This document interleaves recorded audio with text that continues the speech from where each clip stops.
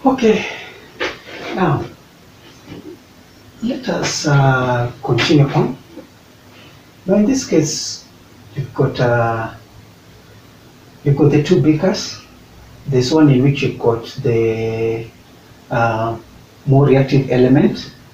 In this case, it's on the left, but you can put the you can put each of the beakers on either side. For example, you can put more reactive on the right, or the but in this case, I just put it on the left for convenience.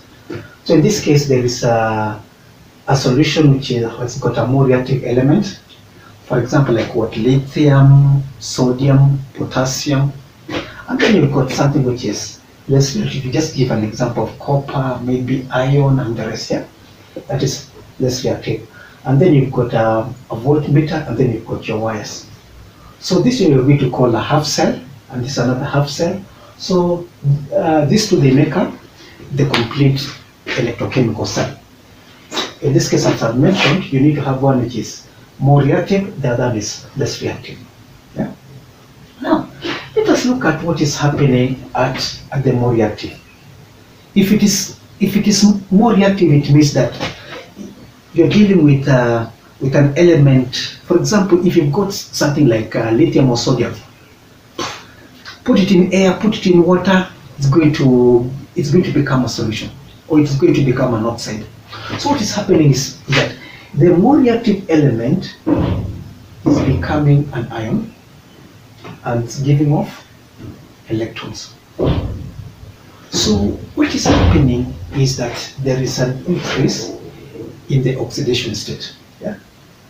So just to give an example, I can have the more reactive element, which is a solid, is becoming an aqueous solution, which is the ionic, and it's giving off, just to give an example of an equivalent number of electrons. Yeah. So this beaker, because it's giving off electrons, these electrons will be going into the wire. So this terminal, which I've put on the more reactive element, I'm going to call it an anode. An anode, you're getting a reaction whereby there is a lot of electrons, whereby the electrons are being given off as a result of the element going to the solution. So it's releasing electrons. Yeah. Yeah. So that one, you're going to define it as the anode, whereby there is the reactive element. Yeah. And then let's look at a case of the less reactive element. You've got a case whereby electrons will be going into that conductor, or that electrode. So what is happening to the solution? The less reactive element in the solution will be receiving electrons coming from the conductor, or the electrode that you're going to call, in this case you're going to call it the cathode, which is bringing electrons. And then once it has received the electrons, it's going to be happening what? It's going to be changed to a low oxidation state. In this case, if you've got something like B, which is in this case, I've just given an element. Yeah, I mean just given a simple, but this doesn't mean that it is boron. Yeah, it's just B, yeah, an element B. So B is going to receive the equivalent number of electrons, and it's going to become reduced. So you're going to see the terminal which is going to be bringing electrons is going to be called what? The cathode. And the one whereby the electrons will be exiting the wire going to the load is going to be called what? The anode. And you're going to see, so there's this thing which you just need to understand. Oxidation takes place at the anode, and the reduction takes place at the cathode. Once again, oxidation takes place at the anode. It's very simple to remember, and the reduction takes place at the cathode. So just coming to our diagram, we are going to define it like this. there will be the beaker. Okay, let me put it like this. So that is the more reactive solution. This is the less reactive solution. So there's the in this case, it's say in the anode is where the electrons will be exiting the wire, going to the load.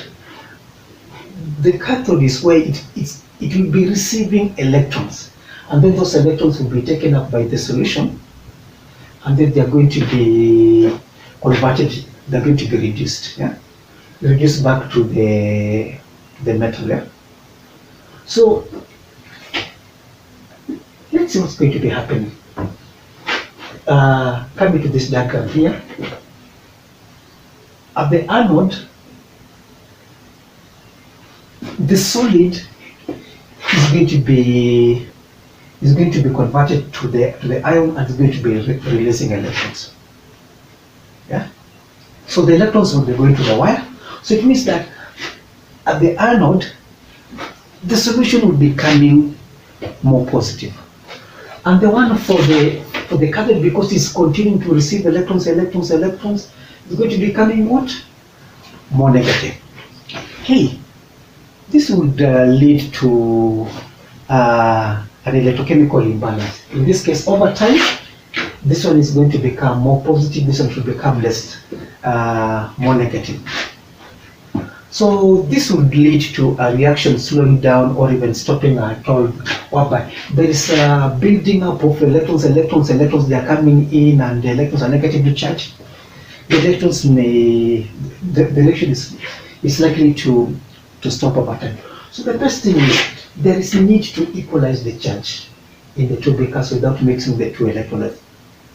So this is where another component of this electrochemical reaction is going to be called a salt bridge is going to be coming in.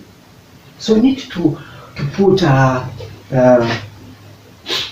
type of a conductor which will try to balance the charge, whereby this negative charge is not going to be negatively charged, this positive charge is not going to be positively charged, but the two solutions are not going to mix. So you need to choose a salt bridge in such a way that it's going to allow